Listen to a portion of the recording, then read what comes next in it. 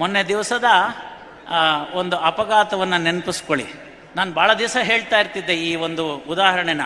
ಈಗ ಯಾರೋ police officer ಆ ಉದಾಹರಣೆನ ಮೊನ್ನೆ ಆದಂಥ ಆಕ್ಸಿಡೆಂಟಿಗೆ ನಾನು ಕೊಟ್ಟಂಥ ಮಾತಿಗೆ ಸೇರಿಸಿ ಒಂದು ರೀಲ್ಸ್ ಮಾಡಿರೋದನ್ನು ಯಾರೋ ಹಾಕಿದ್ದಾರೆ ನನಗೇನೆ. ಮೊದಲು ಬೆಂಗಳೂರು ಮಂಗಳೂರು ಹೈವೇಗೋ ಅಥವಾ ಬೆಂಗಳೂರು ಪೂನಾ ಹೈವೇಗೋ ಹೋದರೆ ಮೀಡಿಯನ್ ಇರಲಿಲ್ಲ, ರಸ್ತೆ ಅಷ್ಟೇ ಇತ್ತು.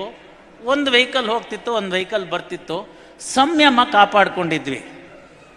ಬಹಳ ದೊಡ್ಡ ಒಂದು ಯಾವುದಾದ್ರೂ ವಾಹನ ಬಂದರೆ ಚಿಕ್ಕ ವಾಹನದವರು ತಾನಾಗೆ ಪಕ್ಕಕ್ಕೆ ಸರ್ಕೊಳ್ತಕ್ಕಂಥ ಪದ್ಧತಿ ಇತ್ತು.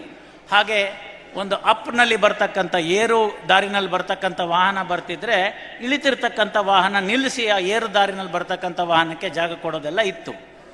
ಆ ನಂತರ ಮಾನವನ ಒಂದು ಅದು ಏನು ಧಾವಂತವೋ ನನಗೆ ಗೊತ್ತಿಲ್ಲ, 107 ವರ್ಷ ಬದುಕಿದವ್ರನ್ನ ನಾನು ಇವತ್ತಿಗೂ ಕಣ್ಣು ಕಿವಿ ಮೂಗು ಎಲ್ಲ ಚೆನ್ನಾಗಿರೋರನ್ನ ನೋಡಿದ್ದೇನೆ.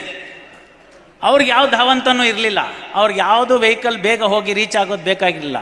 ಇವತ್ತು ಅದೇನೋ 2 ನಿಮಿಷ ಮುಂಚೆ ಹೋಗಿ ಟೋಲಲ್ಲಿ ನಮಗಿಂತ ಹಿಂದಕ್ಕೆ ಬಂದು ಕಾಯ್ತಾ ನಿಂತಿರೋರನ್ನ ನಾನು ನೋಡಿದ್ದೀನಿ. ಹೀಗಿದ್ದಂಥ ಪಕ್ಷದಲ್ಲಿ ನಾವೇನು ಕೇಳ್ಕೊತಾ ಇದ್ವಿ ಅಂತಂದರೆ, ಬೆಳಗ್ಗೆ ಎದ್ದು ನನಗೆ ಒಳ್ಳೆ ಬುದ್ಧಿ ಕೊಡು, ಸರಿಯಾಗಿ ಡ್ರೈವಿಂಗ್ ಮಾಡೋ ಅಂಥ ಒಂದು ಒಳ್ಳೆ ಬುದ್ಧಿ ಕೊಡು, ಕ್ಷೇಮವಾಗಿ ನಾನು ಮನೆ ಸೇರಲಿ ಅಂತಿತ್ತು. ಇದನ್ನು ಈಗ ಒಂದು ಹರೀಶ ಅನ್ನೋ ಒಂದು ಪ್ರಕರಣ ಬರುತ್ತೆ ತುಮಕೂರು ರಸ್ತೆಯಲ್ಲಿ. ಆತನಿಗೆ ಪೆಟ್ಟಾಗಿರುತ್ತೆ, ಪೆಟ್ಟಾಗಿ ದೇಹ 2 ತುಂಡಾಗಿರುತ್ತೆ. ಅಲ್ಲಿ ಸಹಾಯಕ್ಕೆ ಧಾವಿಸ್ದಲ್ಲೇ ಮೊಬೈಲ್ನಲ್ಲಿ ಚಿತ್ರೀಕರಣ ಮಾಡ್ಕೊಳ್ಳೋವಂಥವ್ರನ್ನ ನೋಡಿದೆ. ನಾನಾಗ ಧಾರವಾಡದಲ್ಲಿ ಪ್ರಿನ್ಸಿಪಲ್ ಡಿಸ್ಟ್ರಿಕ್ಟ್ ಜಡ್ಜ್ ಇದ್ದೆ. ಮಾನಸಿಕ ದಿನಾಚರಣೆ ಅಂತ ಬಂದಿದ್ದಂಥ ಸಂದರ್ಭದಲ್ಲಿ ಇದನ್ನು ಹೇಳಿದೆ. ಆಗ ಹೇಳಿದೆ, ಮಾನವೀಯತೆ ಇವತ್ತೇನು ಅಂತಂದರೆ ವಿಡಿಯೋ ಮಾಡಿ ಫೇಸ್ಬುಕ್ಕಲ್ಲಿ ಅಪ್ಲೋಡ್ ಮಾಡೋದು ಮಾನವೀಯತೆ ಆಗೋಗಿದೆ ಅಂತ. ಆ ದಿನ ಬಂದಿತ್ತು. ಅವತ್ತಿನ ದಿವಸನೂ ಇದೇ ಥರನೇ ಆಗಿತ್ತು. ಈಗ ಮೊನ್ನೆ ನಡೆದಂಥ 6 ಜನರನ್ನು ಬಲಿ ತೆಗೆದುಕೊಂಡಂಥ ಲಾರಿ ಡ್ರೈವರ್ನ ಇಂಟರ್ವ್ಯೂ ಮಾಡಿದಾಗ ಆತ ಹೇಳ್ತಾನೆ, ನನ್ನ ತಪ್ಪಿಲ್ಲ, ನಾನು ಸರಿಯಾದ ದಾರಿನಲ್ಲಿ ಹೋಗ್ತಾ ಇದ್ದೆ, ನನ್ನ ಹಿಂಭಾಗದಿಂದ ಒಂದು ಕಾರ್ ಬಂತು, ಅದನ್ನು ಅಡ್ಡ ನಿಲ್ಲಿಸ್ತು, ನಾನು ಬ್ರೇಕ್ ಹಾಕಿದೆ, ಆ ಕಾರ್ಗೆ ನನ್ನ ಗಾಡಿ ಹತ್ತಬಾರ್ದು ಅಂತ.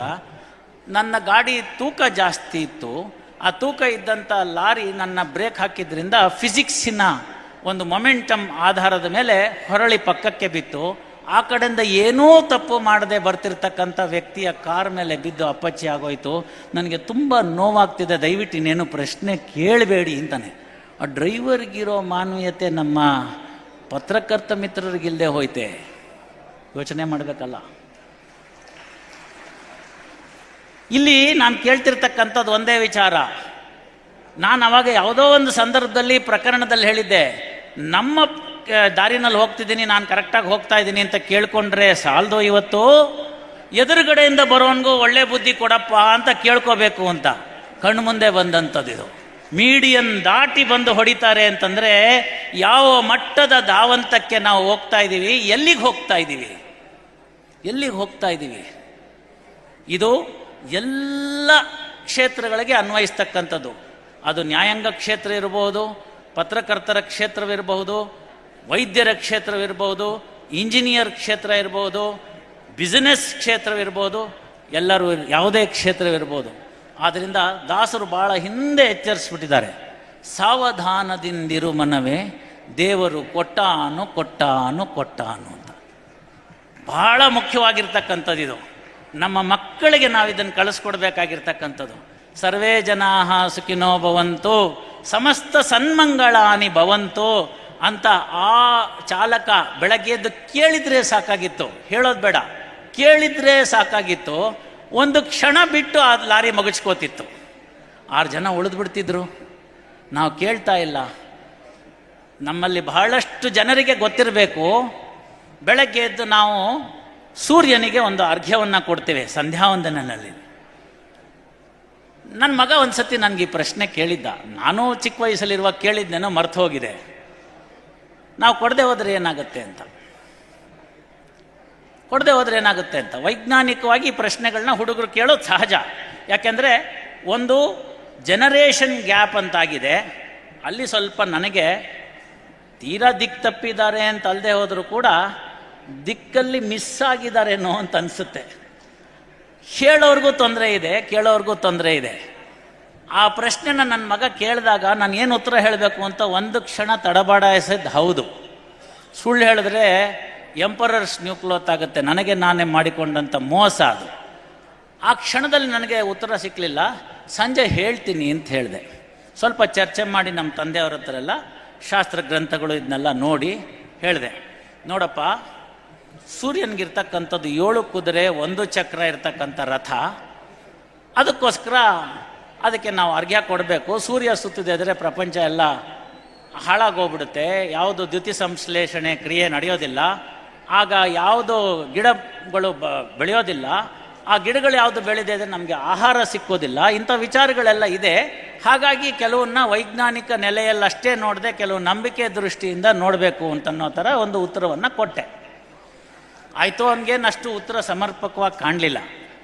ಆಮೇಲೆ ಇನ್ನೊಂದು ಹೇಳಿದೆ, ನೀನು ಬಿಟ್ಬಿಡು, 60,000 ಋಷಿಗಳು ವಾಲಕಿಲ್ಯರು ಅಂತ ಕರೀತಾರೆ ಅವ್ರನ್ನ. 60,000 ವಾಲಕಿಲ್ಯರು ಸೂರ್ಯನ ಮುಂದೆ ಭಜನೆ ಮಾಡ್ತಾ ಅರ್ಘ್ಯ ಕೊಡ್ತಾ ಹೋಗ್ತಿರ್ತಾರೆ ಅಂತ. ಈ ಉತ್ತರ ಹೇಳಿದ್ಮೇಲಂತೂ ಅವನು ಭಾಳ ಒಂಥರ ಸ್ಯಾಟಿಸ್ಫೈಡ್ ಆಗ್ಬಿಟ್ಟ. ಅವನಿಗೆ ಉತ್ತರ ಸಿಕ್ತು ಅಂತ. 60,000 ಕೊಡ್ತಾರಲ್ಲ, ನಾನು ಕೊಟ್ಟರೆ ಎಷ್ಟು ಬಿಟ್ಟರೆ ಎಷ್ಟು ಅಂತ. ನೋಡಿ, ಬೆಳೆಯೋ ಮನಸ್ಸಿನಲ್ಲಿ ಎಂತೆಂತಹ ಅನುಮಾನಗಳು ಬರುತ್ತೆ ಅನ್ನಕ್ಕೆ. ನಿಜ, ಆ ಕ್ಷಣ ನನಗೂ ಆಯಿತು, ಅಯ್ಯೋ ಇದೇನು ಅವ್ನು ಹಾಕಿರೋ ಬಾಲ್ಗೆ ನಾನು ಬೋಲ್ಡ್ ಆಗ್ಬಿಟ್ನಾ ಅಂತ ಅನ್ನಿಸ್ಬಿಡ್ತು. ಆಗ ನೆನಪಿಗೆ ಬಂದಿದ್ದೆ ಈ ಒಂದು ಸಣ್ಣ ಉದಾಹರಣೆ. ಅಕ್ಬರನಿಗೆ ತನ್ನ ಪ್ರಜೆಗಳ ಮೇಲೆ ಅತ್ಯುನ್ನತವಾಗಿರ್ತಕ್ಕಂಥ ಪ್ರಾಮಾಣಿಕತೆ ಬಗ್ಗೆ ನಂಬಿಕೆ ಇತ್ತು. ನಾನು ಹೇಳ್ತಾ ಇದ್ದೀನಿ, ನಂಬಿಕೆ ಇತ್ತು. ಆದರೆ ಅದನ್ನು ಅಲ್ಲ ಅಂತ ಹೇಳುವಂಥ ಧೈರ್ಯ ಯಾರಿಗೂ ಇರಲಿಲ್ಲ. ಆಗ ಇದು ಹೌದು ಅಂತ ಅಕ್ಬರ ಅಂದ. ಬೀರ್ಬಲ ತನಗೆ ಚೇಷ್ಟೆ ಮಾಡೋ ಬುದ್ಧಿಯಿಂದ, ಹೆಂಗೆ ಹೇಳ್ತೀರಿ, ಎಷ್ಟೋ ಜನ ಇಲ್ದಲ್ನೇನು ಇರ್ಬೋದು, ಅಪ್ರಾಮಾಣಿಕರು ಇರ್ಬೋದು. ಸ್ವಲ್ಪ ಅಕ್ಬರನ ಕೋಪ ಬಂತು, ಇದಕ್ಕೊಂದು ಪರೀಕ್ಷೆ ಇಡೋಣ ಅಂತ ಹೇಳಿ ಪರೀಕ್ಷೆ ಇಟ್ಟು. ಏನು ಪರೀಕ್ಷೆ? ನಾಳೆ ಈಗೊಂದು 3-4 ದಿವಸದಲ್ಲಿ ನನ್ನ ಮಗ ಯುವರಾಜ ಪಟ್ಟಾಭಿಷೇಕ ಇದೆ, ಅದರ ಸಂಬಂಧವಾಗಿ ಒಂದು ದೊಡ್ಡ ಪೀಪಾಯಿ ತರಿಸ್ಬಿಡೋಣ, ಅಲ್ಲಿ ಇಡಿಸ್ಬಿಟ್ಟು ಒಂದು ಅಟ್ಟಣಿಗೆ ಕಟ್ಟಿಸ್ಬೇಡ. ಈ ಕಡೆಯಿಂದ ಎಲ್ಲರೂ ಅವ್ರ ಮನೆಯಿಂದ ಒಂದೊಂದು ಲೋಟ ಹಾಲು ತಂದು ಹಾಕಬೇಕು, ಆ ಕಡೆಯಿಂದ ಇಳಿದು ಹೋಗಬೇಕು. ನಾವು ನಂತರದಲ್ಲಿ ಅದಕ್ಕೆ ದ್ರಾಕ್ಷಿ ಗೇರ್ಪಪ್ಪು ಎಲ್ಲ ಹಾಕಿ ಒಳ್ಳೆ ಪಾಯಸ ಮಾಡಿಸಿ ಇಡೀ ಜನದವ್ರಿಗೆಲ್ಲ, ರಾಜ್ಯದವ್ರಿಗೆಲ್ಲ ಹಂಚೋದು, ಪ್ರತಿಯೊಬ್ಬರು ಇದರಲ್ಲಿ ಪಾಲ್ಗೊಳ್ಬೇಕು ಅಂತ ಹೇಳಿ ಡಂಗೂರ ಸಾರಿಸಿ ಅಂತ ಹೇಳಿದ್ರು. ಆಯಿತು, ಎಲ್ರಿಗೂ ಒಪ್ಪಿಗೆ ಆಯಿತು. ಒಪ್ಪಿಗೆ ಆದಮೇಲಿಂದ ಅದರಂತೆ ಎಲ್ಲ ಒಪ್ಕೊಂಡ್ರು, ಎಲ್ಲ ಸಿದ್ಧವಾಯಿತು. ದೊಡ್ಡ ಅಟ್ಟಣಿಗೆ, ಆ ಎತ್ತರದ ಪೀಪಾಯಿ, ಎಲ್ಲರನ್ನು ಪಾಲ್ಗೊಳ್ಬೇಕು ಅಂತು ರಾಣಿ ವಾಸದ ಹತ್ರನೇ ಇಟ್ಟರು. ಯಾಕೆಂದರೆ ಬೇಗಂಗಳೆಲ್ಲ ಮೇಲಿಂದನೇ ಹಾಕಲಿ ಅನ್ನೋ ಉದ್ದೇಶದಿಂದ ಎಲ್ಲ ಆಯಿತು. ಮೊದಲು ರಾಜ ಹಾಕಿದ್ರು, ಆನಂತರ ಬೇಗಂಗಳೆಲ್ಲ ಹಾಕಿದ್ರು, ನಂತರ ಮಂತ್ರಿಗಳು, ಹಾಗೆ ಎಲ್ಲರನ್ನೂ ಹತ್ತಿದ್ರು. ಕೊನೆ ತನಕ ಎಲ್ಲರೂ ಹತ್ತಿದ್ರು, ಆ ಕಡೆಯಿಂದ ಇಳ್ಕೊಂಡು ಹೊಟ್ಟೋದ್ರು. ಪ್ರಾರಂಭ ಆಗುವಾಗ ಸಂಜೆ 6 ಗಂಟೆ ಮೇಲೆ ಅಮಾವಾಸ್ಯೆ ದಿವಸ ಇಟ್ಟಿದ್ರು. ಯಾರು ಅಂತ ಐಡೆಂಟಿಟಿ ಗೊತ್ತಾಗಬಾರ್ದಲ್ಲ, ಎಲೆಕ್ಷನಲ್ಲಿ ಓಟ್ ಹಾಕ್ತೀವಲ್ಲ ಹಾಗೆ. ಸರಿ ಆಯಿತು, ಅದೆಲ್ಲ ಗೊತ್ತಾಯಿತು, ಎಲ್ಲ ಮಾಡಿದ್ರು, ಎಲ್ಲರೂ ಹಾಕೋದ್ರು. ಮಾರನೇ ದಿನ ಎಲ್ಲ ಅವರೆಲ್ಲ ಬಂದರು, ಬಾಣಸಿಗರು. ಬಂದಾದ್ಮೇಲಿಂದ ಪಾಯಸ ಮಾಡಬೇಕು, ಹಾಲಿನ ಪೀಪಾಯಿ ತೆಗೀರು ಅಂತಾರೆ. ಬರೇ ನೀರು, ಇದೇನಿದು ಬರೇ ನೀರಿದೆಯಲ್ಲ ಅಂತ ಹೇಳ್ಬಿಟ್ಟು ಅಂತ ಭಾಳ ಯೋಚನೆ ಆಯಿತು. ಏನು ಕರೆಸಿದಿರಿ, ಏನು ಡಂಗುರ ಹೊಡಿಸಿದಿರಿ, ನೋಡಿ ಒಂದು ಸರ್ತಿ ಅಂತ. ಇಲ್ಲ, ಹಾಲು ಅಂತ ಸ್ಪಷ್ಟವಾಗಿತ್ತು. ಎಲ್ಲ ಆಯಿತು, ಇದರಲ್ಲೇನೋ ಮೋಸ ಆಗಿದೆ ಅಂತ ಅಕ್ಬರನಿಗೆ ಅರ್ಥ ಆಯಿತು. ಅರ್ಥ ಆದಮೇಲೆ ಬೀರ್ಬಲ್ನ ಕರೆಸ್ರಿ ಅಂದರು.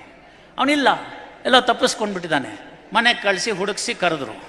ಆಗ ಬೀರ್ಬಲ ಬರ್ತಾನೆ.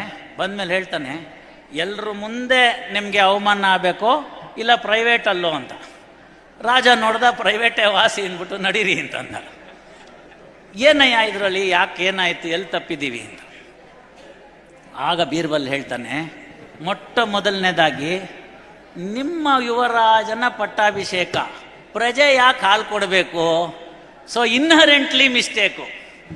ಎರಡನೇದು, ನಿಮ್ಮ ಇದನ್ನು ಪೂರ್ತಿ ಇನ್ನೊಂದು ಸತಿ ಓದಿ 1 ಲೋಟ ಹಾಲು ಹಾಕಬೇಕು, ದ್ರಾಕ್ಷಿ ಗೇರ್ಪಪ್ಪು ಸಕ್ಕರೆ ಎಲ್ಲ ನಾವು ಹಾಕ್ತೀವಿ ಅಂತಿದೆ.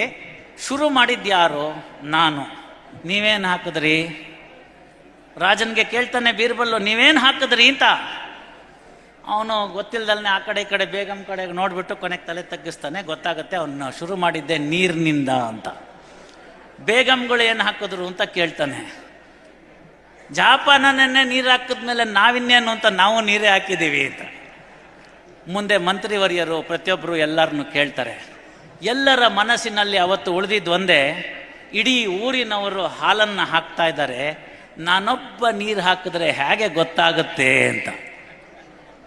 ಈ ಒಂದು ಉದಾಹರಣೆಯನ್ನು ನನ್ನ ಮಗನಿಗೆ ಕೊಟ್ಟ ಮೇಲೆ ಸಂಧ್ಯಾ ವಂದನೆ, ಅರ್ಘ್ಯ, ತೀರಾ ಆಪತ್ಕಾಲೀನ ಸಂದರ್ಭ ಬಿಟ್ಟರೆ ಬಿಡೋ ಅಷ್ಟಿಲ್ಲ ಅನ್ನೋದು ಆ ಮನವರಿಕೆ ಆಯಿತು.